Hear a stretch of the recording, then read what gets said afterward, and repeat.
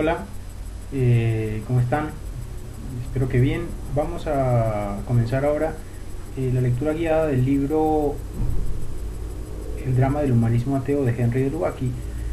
Me gustaría, antes de empezar a leer el libro, hacer una pequeña, nada pretenciosa introducción al autor y a la obra. En primer lugar, hablemos de Henri Marie de Lubac, el cardenal de Lubac, muy conocido por nosotros. Leemos muchos de sus libros y sabemos su importancia para la teología católica. Él es un jesuita francés, nació a finales del siglo XIX y murió a finales del siglo XX. Eh, Llegó a ser ya de edad muy avanzada creado cardenal de la Iglesia Católica por Juan Pablo II y es considerado uno de los teólogos más influyentes del siglo XX. De hecho, sus escritos y su investigación en teología doctrinal fueron fundamentales para, para el Concilio Vaticano II. Es uno de los, considerado con toda justicia, uno de los más importantes precursores del Concilio Vaticano II, de donde fue perito. Eh,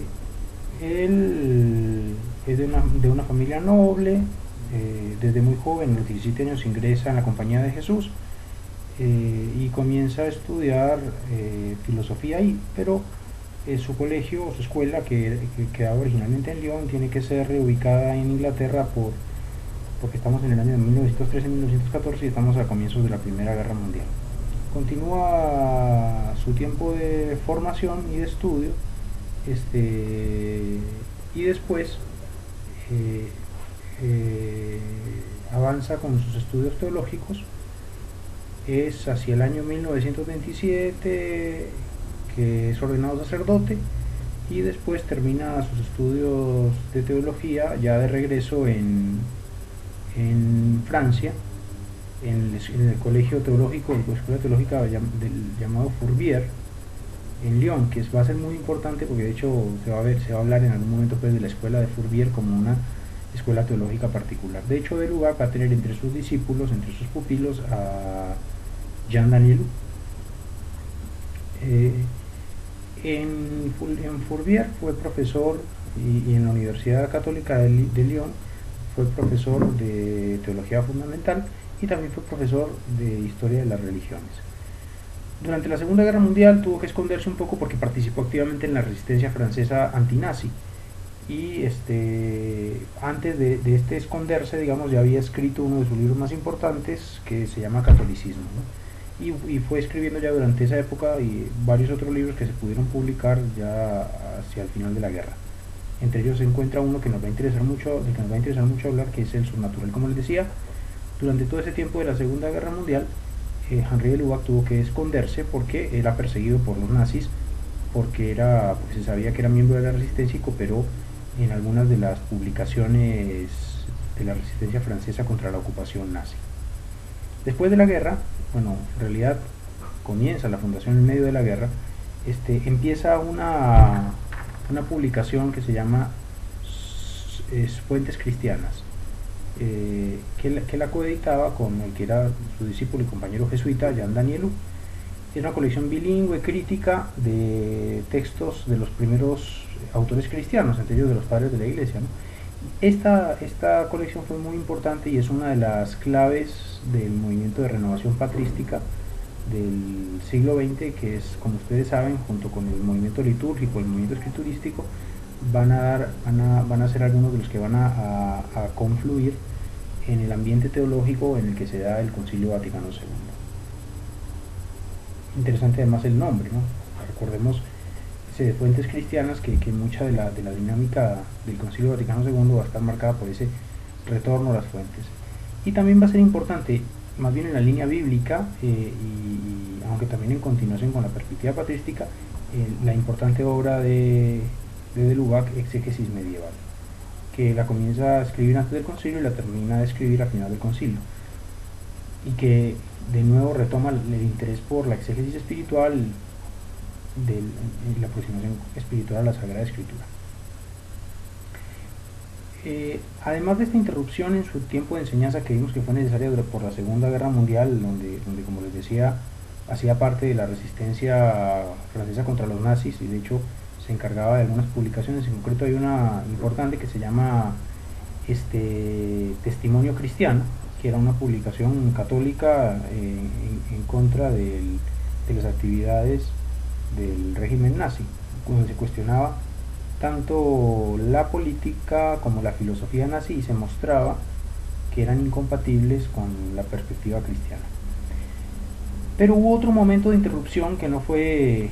de alguna manera tan heroico, o en un sentido quizás sí, y es que hacia el año 1950 él fue por presiones que hicieron algunas figuras del Vaticano a las autoridades de los jesuitas y a su superior general, se le pidió a de Lubac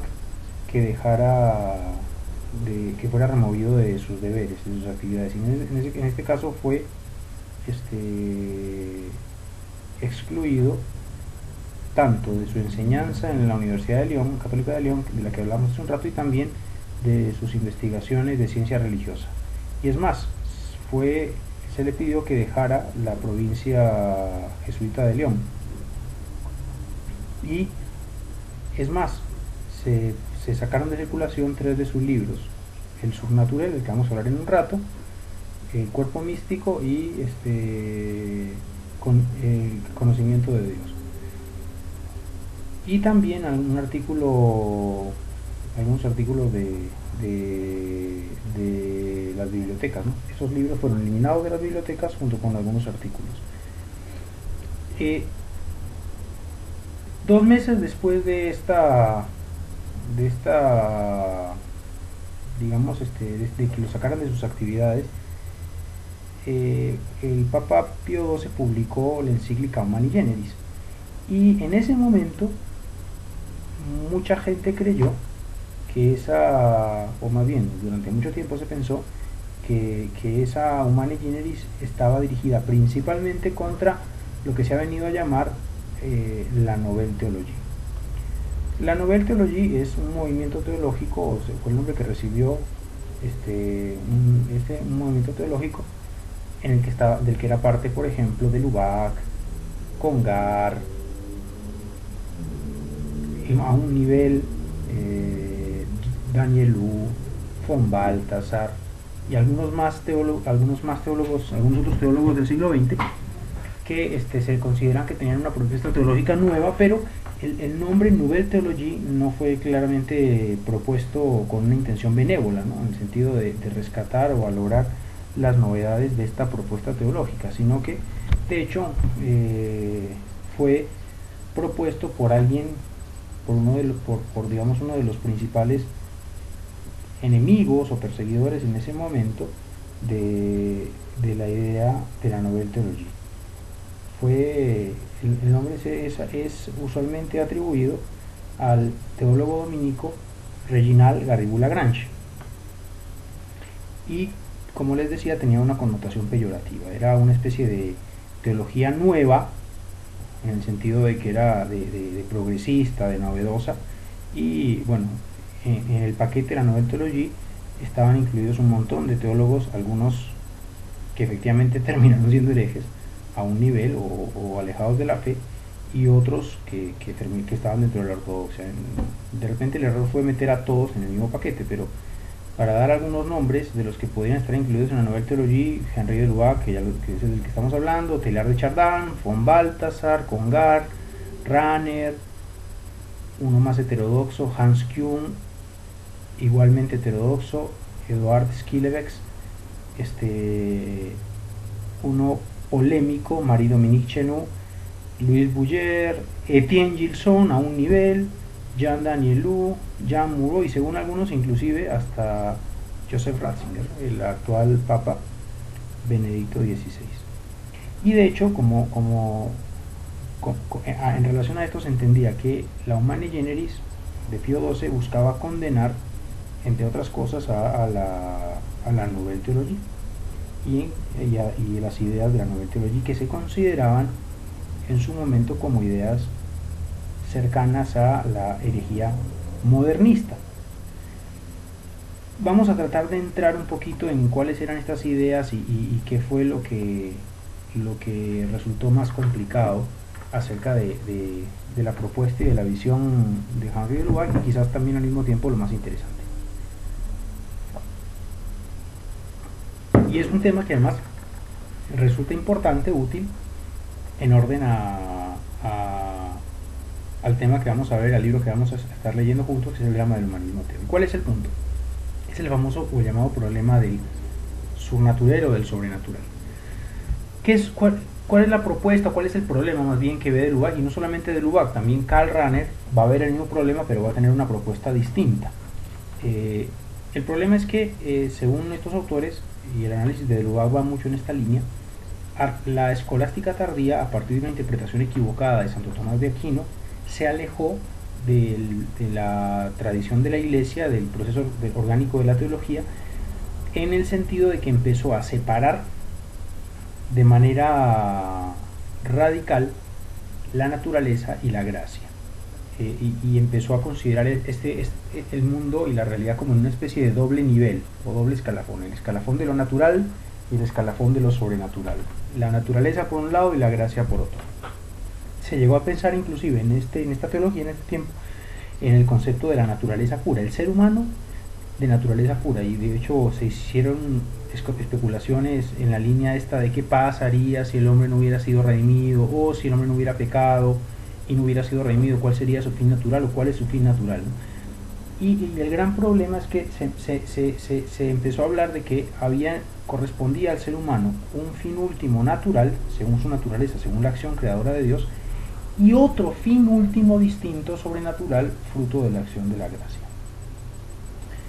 Y eso tiene un montón de consecuencias a todos los niveles, que no me interesa aquí mencionarlos, pero están el tema de relación fe y razón, está el tema de la moral, si es una moral como respuesta al hombre, la santidad, la relación entre santidad y la realización humana, un montón de asuntos estaban ahí